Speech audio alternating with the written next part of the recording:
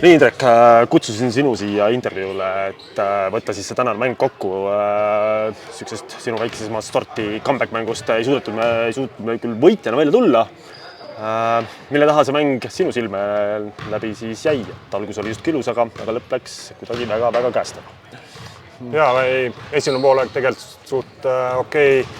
Seal oli ka momente, milles jäi meil puudu, et lasime mängu võrdseks, et algus oli meil super agressiivsus ja energia, mis mängu alguses oli, et selles mõttes me kaotasime selle.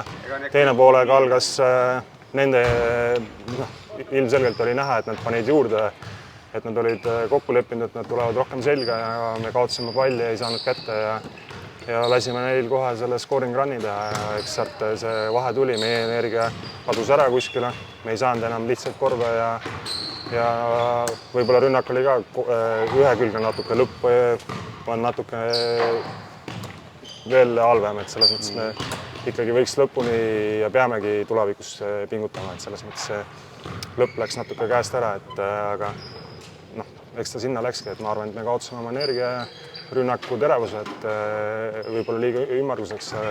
Kaitses ka oli eksimusi, ütleme siis ebakõlasi kommunikatsioonis, et eks ta niimoodi üks possession, teine possession ja kokku see vahe tuligi niimoodi. Eks on, kui tahad suures mängus olla, siis ei saa nii palju eksida. Mäng on läinud, et sellega asi selge, et võib-olla ei hakkakski sellest enam pikemalt siis siin sellel pikemalt peatuma, et ma võtaks võib-olla hoopis siis mõned seda sorti küsimused, et küsiks üldse, et mis tunne on sul endal siin siis praegu nii-öelda kuidagi võib öelda, et tagasi olla siis suures mängus, et esiliigast hüpata siia meistriliigasse, et mis tundeid tekitab?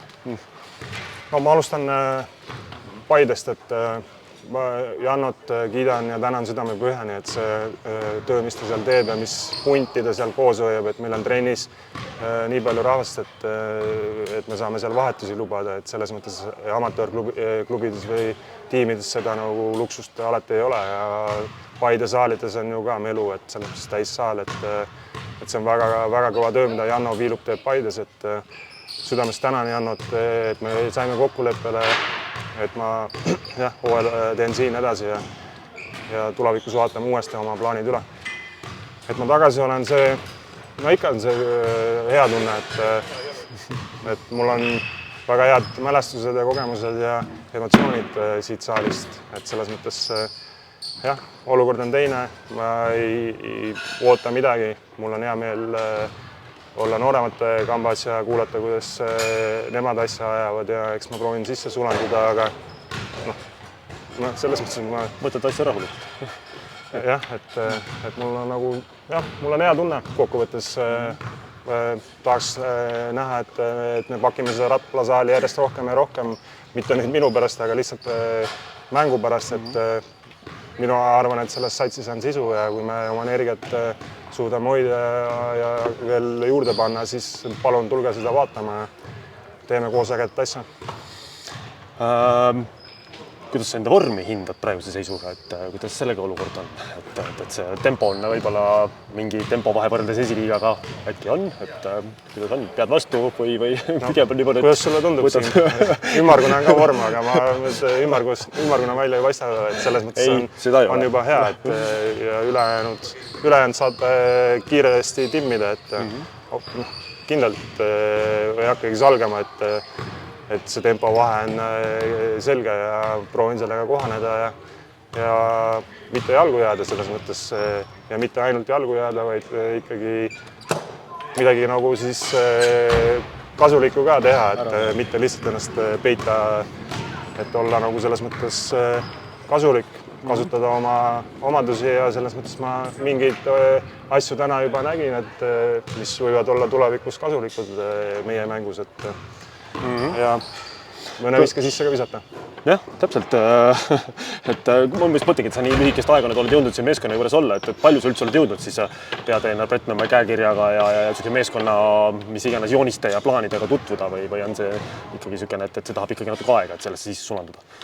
Minu suures pildis ikka tahab aega, aga ma olen olnud siin lähedal ja palju kõrvalt näinud ja võib-olla mõne mehega saanud ka arutada mingeid asju mõnikord, et muidugi läheb aega, et selles mõttes kõiki mehi ma ju ei tunne hästi ja nemad ei tunne absoluutselt mind, et see on praegu olulisem, et nad arvestaks minu kui vana ja aeglase inimesega, kes proovib neile kasulik olla, mitte vastupidi. Ja eks me päev niimoodi lähme edasi, et vaatame, mis sellest välja tuleb. Ma lõpetuseks võib-olla küsin, et kui sa selle uudise koju viisid, et sa nüüd ikkagi jätkad või oled tagasi, siis meistriliigas, et mis pere ütles? No, ma arvan, et minu Rapla perele, kes on siin põliselanikud, neile see uudis pigem sobis ja meeldis, et mitte, et neile ei oleks meeldinud, mida ma olen siiamaani teinud, aga kindlasti on see minu laste jaoks nagu väga põnev, ja naise jaoks ka kindlasti, et eks nad hinge kinni hoiavad ikka, et tundes mind, aga nemad on ka mind kõrvalt näinud ja teavad, mis olukorras ma olen, selles mõttes on naine on mind kiitnud, et ma näen ka okei välja väljakul, et ju siis on heakskiit antud. Seda on rõõm kuulda. Aga suur tänu sulle, Indrek. Järgmine mäng on meil juba siis teisipäeval Ventspilsi vastu, et oluliselt kergemaks ei lähe. Võib-olla mõne sõnaga ka sellest, et mis mõtled, mis see peaks olema, need punktid, millest me peaks lähtuma Ventspilsi mängule vastu minnes? No, suures pildis ikka sama asja ajada, et enda asja ajada ja olla valmis selleks energiaga peale tulla, kuulata, mida treener räägib ja mida nad meile ette suudavad, et täita plaani ja olla kohal. Väga õige. Suur tänu sulle, Indrek, igatahes rõõm on näha sind siin tagasi meie meeskonnas ilusti selles punases särgis ja jätkame samas vaimus, ega midagi teha ei ole, paneme aga täiega edasi, eks ole? Tänud siin, näeme jälle.